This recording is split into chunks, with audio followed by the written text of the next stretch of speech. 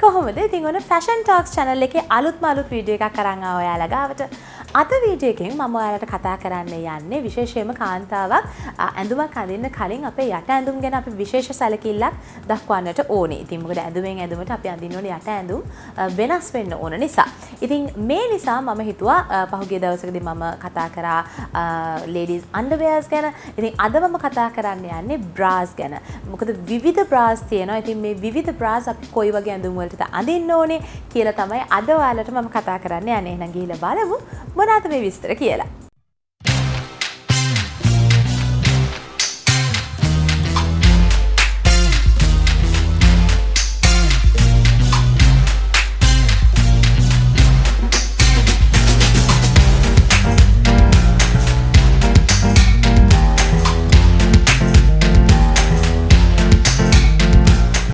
Bra එකක් තෝරගනිද්දී ඉතාමත්ම සැලකිලිමත් විය යුතු කරුණු තුනක් තියෙනවා.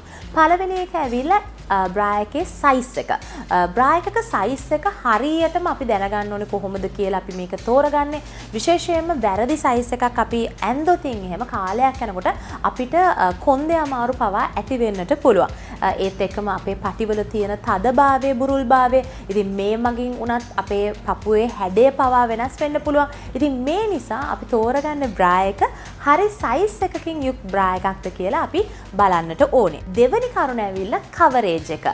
සාමාන්‍යයෙන් අපි දන්නවා කප්ස් ගත්තම ෆුල් කප්ස් එනවා, එහෙමත් නැත්නම් half cups එනවා, demi cups එනවා, plunge line cups එනවා. මේ වගේ විවිධ cup shapes එනවා.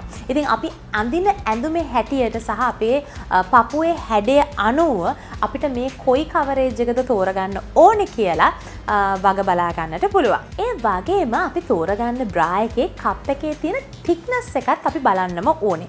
විශේෂයෙන්ම මේ ගැන සැලකිලිමත් වෙන්න ඕන අපේ පපුවේ තියෙන ප්‍රමාණය සහ හැඩය අනුව. විශේෂයෙන්ම මේ thickness එක ගැන කතා කරද්දී push up bras තියෙනවා. ඒ කියන්නේ වැඩි thickness එකක් තියෙන ටිකක් පපුව අඩු කෙනෙක්ට වගේ නම් පපුව වැඩි කරලා පෙන්වන්න මෙන්න මේ වගේ push up bras අඳින්න පුළුවන්. එහෙමත් නැත්නම් සාමාන්‍යයෙන් එහෙම ලොකුවට coverage එකක් එහෙමත් නැත්නම් ලොකු volume එකක් add කරන්න ඕනේ නැති කෙනෙක් නම් ඔයාලට පුළුවන් thin lined padded නැත්නම් thin padded bra එකක් තෝරගන්න පුළුවන්. එහෙමත් නැත්නම් ඔයාලට එහෙම ටිකක් ලොකුවට පපුව තියෙනවා නම් එහෙම අමුතුවෙන් volume එකක් එකතු කරන්න අවශ්‍ය නැත්නම් ඔයාලට පුළුවන් non padded එහෙමත් නැත්නම් lace bras වගේ දේවල් උනත් අඳින්නට ගන්න. ඉතින් අපි එහෙනම් දැන් බලමු මොනවාද තියෙන bra types කියලා. ඉතින් basicම bra type එක වෙන්නේ මෙන්න මේ t-shirt bra type එක. ඉතින් මේක සාමාන්‍යයෙන් ඕනම කාන්තාවකගේ wardrobe එකේ තිබිය යුතුම bra type එකක්. විශේෂයෙන්ම මේක ගොඩාක් t-shirts වලට, ඒ කියන්නේ මේක t-shirt bra එකක් කියලා කියන්නේ මේක මේ වගේ bras ඇඳම lines පේන්නේ නැහැ. එතකොට අපි t-shirt එකක් tight t-shirt එකක් උනත් ඇඳම උනත් කැතට bra එකේ lines පේන්නේ නැති හින්දා තමයි මේ වගේ bras t-shirt bras කියලා අපි හඳුන්වන්නේ. ඉතින් විශේෂයෙන්ම මේ වගේ bra එකක් අපිට ඕනම tight fitted outfit එකකට ඒ වගේ දේවල් වලට උනත් අඳින්නට පුළුවන්. ඊළඟට දෙවනි type එක ඇවිල්ලා මම කලින් කිව්වනේ thickness එක කතා කරද්දී මෙන්න මේ push up bras ගැන.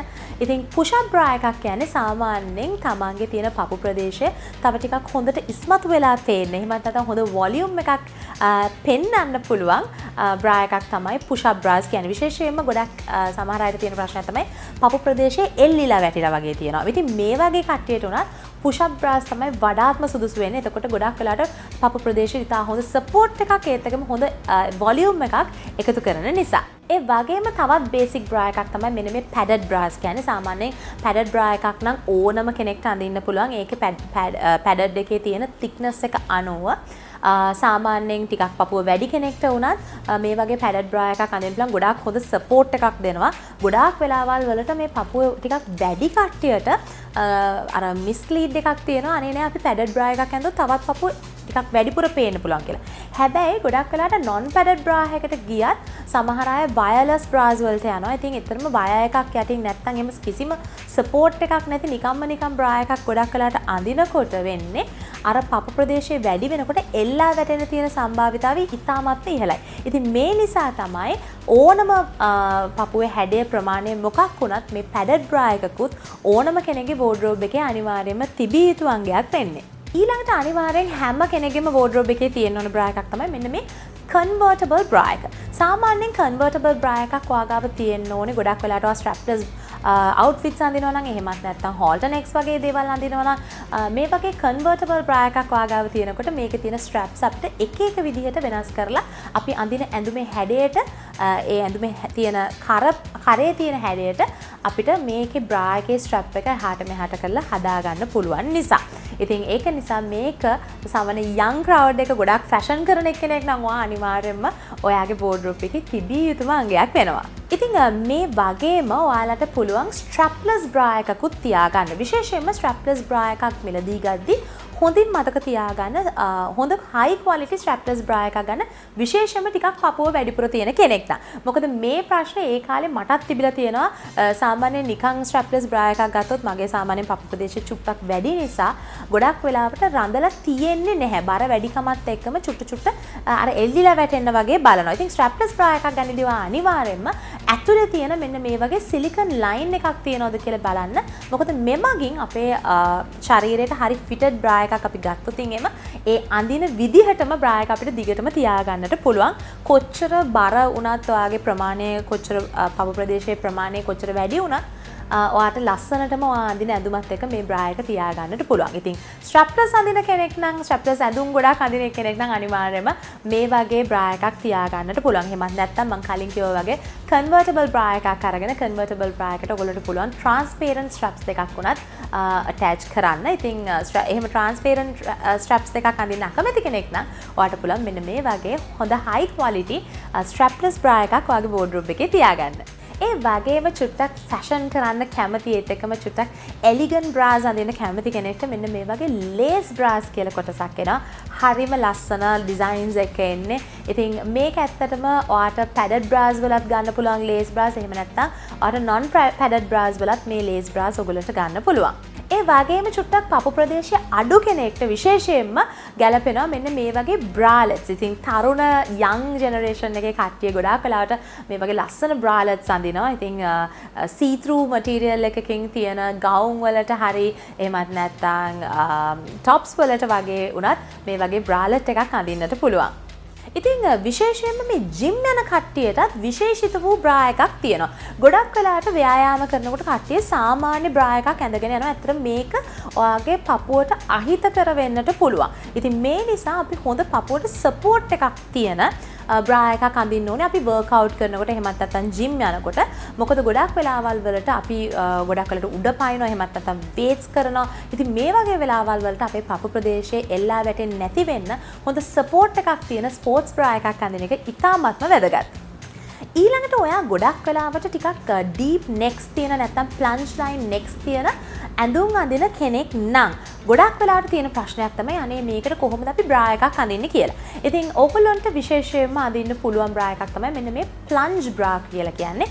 මේකේ තියෙන විශේෂත්වය ඇවිල්ලා මේකේ ඔයගොල්ලන්ට පේනවා ඇති මේ බ්‍රා එකේ මැද්දෙන් ගොඩාක් පල්ලෙහාට වෙනකම්ම කවරේජ් එකක් නැහැ. ඉතින් මේ වගේ ප්ලන්ජ් බ්‍රා එකක් ඔයා ඇඳොත් එහෙම ඔයාට පුළුවන් ටිකක් ඩීප් නෙක්ස් එහෙමත් නැත්නම් ප්ලන්ජ් ලයින් නෙක් ලයින් එකක් තියෙන ටොප්ස් බය නැතුව අඳින්න. මොකද බ්‍රා එකක් ඇඳ කියලා පොඩ්ඩක්වත් කියන්න බෑ. ඊළඟට ගොඩක් දෙනෙක්ට තියෙන තවත් ප්‍රශ්නයක් ඇවිල්ලා පොඩ්ඩක් අර පිටවල් ගොඩාක් කපපු එහෙමත් නැත්නම් බැක්ලස් ඩ්‍රෙසස් එහෙමත් නැත්නම් බැක්ලස් සාරි ජැකට්ස් එහෙම අඳිනකොට කොයි වගේ බ්‍රා එකක්ද අපි අඳින්න ඕනේ කියලා. ඉතින් ගොඩක් වෙලාවට මේ වගේ ඇඳුම් අඳිනකොට අපිට බ්‍රා එකක් අඳින්න බෑ. මොකද පිටිපස්සෙන් කවරේජ් එකක් නැති වෙනකොට ඒ ඇඳුමේ. ඉතින් අපිට ඒක කරන්න පුළුවන් හොඳම දේ ඇවිල්ලා ස්ටික් ඔන් බ්‍රා පෑඩ්ස් අඳින එක. සාමාන්‍යයෙන් නිකම් බ්‍රා පෑඩ් එකක් නම් ජැකට් එකකට වගේ නම් ඒ කියන්නේ හැට් එකට වගේ නම් අපිට මහන්න පුළුවන් ටැග් කරන්න පුළුවන්. හැබැයි එහෙම ටැග් කරන්න බැරි ඇඳුම් තියෙනවනේ සමහර වෙලාවට බ්ලවුස් එකක් වෙන්න පුළුවන්. එහෙමත් නැත්නම් ඩ්‍රෙස් එකක් වෙන්න පුළුවන්. මේ වගේ වුණොත් ඔයාට බ්‍රා කප්ස් දෙක ඇටච් කරන්න බෑ ඇඳුමට. ඉතින් එතකොට ඔයාට පුළුවන් මෙන්න මේ වගේ ස්ටික් ඔන් බ්‍රා පෑඩ්ස් ගන්න. ඉතින් මේක ඔයා ඇලෙව්වට පස්සේ කොහේවත් යන්නේ නැහැ. දාඩිය දැම්මයි කියලා ගැලවෙන්නේ නැහැ. කිසි දෙයක් වෙන්නේ නැහැ. හොඳ හයි ක්වොලිටි එකක් ගන්න. ඉතින් ඔයාට නියුඩ් කලර් එකනොයි බ්ලැක් කලර් එකනොයි දෙකක් ඔයාගේ වෝඩ්‍රෝබ් එකේ තියාගත්තොත් මේක අවශ්‍ය වෙන වෙලාවට ඔයාට අඳින්නට පුළුවන්. ඊළඟට විශේෂයෙන්ම කිරි දෙන අම්මාවරුන්ට අඳින්න සුදුසුම බ්‍රා එකක් ගැන තමයි කතා කරන්න යන්නේ. මොකද ගොඩාක් වෙලාවල් වලට මේ අම්මා කෙනෙක් වුණාට පස්සේ ළමයාට කිරි දෙනකොට ගොඩක් වෙනෙක් අර බ්‍රා එකක් ඇඳලා නිතර ගලවන්න වෙනකොට බබාට කිරි දෙන්න වෙනකොට බ්‍රා එකක් අඳින්නේ නැතුව ඉන්නවා. ඉතින් මේ හේතුවෙන් ගොඩක් වෙලාවට කාලයක් යනකොට පපුව එල්ලිලා වැටෙන්න වෙනවා. ඉතින් එතකොට ගොඩක් අමාරුයි නැවතත් යථා තත්ත්වයට පත් කරගන්න මේ කාලෙන් පසුව. ඉතින් ඒ නිසා ඔයා අනිවාර්යයෙන්ම ප්‍රෙග්නන්ට් කාලෙදී සහ ෆීඩින් කාලෙදී මේ වගේ මැටර්නිටි බ්‍රා එකක් හරි එහෙමත් නැත්නම් ෆීඩින් බ්‍රා එකක් හරි අඳින එක ඉතාමත්ම වැදගත් වෙනවා. මේ බ්‍රා ටයිප්ස් දෙක ಜಾති දෙකක්. ඉතින් ෆීඩින් බ්‍රා එක නම් විශේෂයෙන්ම බබා හම්බුනාට පස්සේ කිරි දෙන කාලයට ඔයාට ෆීඩින් බ්‍රා එකක් අඳින්න පුළුවන්. ඉතින් මේ මෙතන තියෙන පොඩි ක්ලිප් ඔන් ගැජට් එකක්. අන්න ඒකෙන් ඔයාට තියෙන කප් එක ගලවලා බබාට කිරි දීලා ඉවර කරාට පස්සේ නැවතත් ඒ කප් එක ඇටච් කරන්න. ඉතින් මේක ඉතාමත්ම පහසුයි. හොඳ සපෝට් එකකුත් තියෙනවා. අනිත් එක බබා හම්බෙලා කිරි දීලා ඉවර වුණාට පස්සේ ඔයාට ඔයාගේ පපු ප්‍රදේශයේ එල්ලෙන්නේ නැතුව තියාගන්නටත් පුළුවන්. ඊළඟට තවත් කට්ටියක් ඉන්නවා අනේ මගේ පපුව ගොඩක් වැඩි ප්‍රමාණයෙන් වැඩි. ඉතින් මම මේක අඩු කරගන්නේ කොහොමද කියන එක. ඉතින් මෙවැනි කට්ටියට මේ වගේ non padded minimizer කියලා තියෙනවා බ්‍රා ටයිප් එකක්. ඉතින් මේ වගේ minimizer බ්‍රා එකක් අඳින්න පුළුවන්. ඉතින් ගොඩක් වෙලාවට minimizer බ්‍රාස් ඕගොල්ලන්ට ඉතාමත්ම පහසුවෙන් ගන්න පුළුවන්. Triumph එකේ Amantha එකේ මේ වගේ බ්‍රෑන්ඩ්ස් වල මේ වගේ ඒවා ඕන තරම් ලංකාවේ ගන්න පුළුවන්.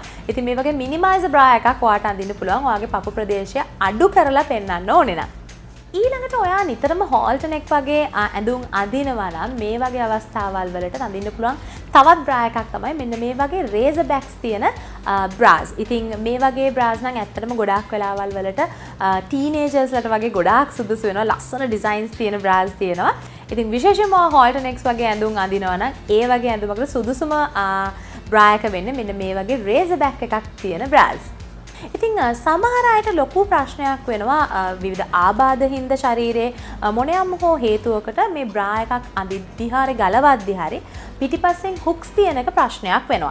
ඉතින් මෙවැනි කට්ටියටත් සුදුසු බ්‍රා එකක් තියෙනවා. මේ වගේ ෆ්‍රන්ට් ඕපනින් බ්‍රා එකක්. ඉතින් ඒ වගේ ආබාධිත තත්වයක් හෝ නැත්නම් මොකක් හරි හේතුවක් මත පිටිපස්සට හුක්ස් තියෙන එක ඔයාට ටිකක් අපහසු නම් මේ වගේ ෆ්‍රන්ට් ඕපනින් බ්‍රා එකක් උනත් ඔයාට තෝරගන්නට පුළුවන්.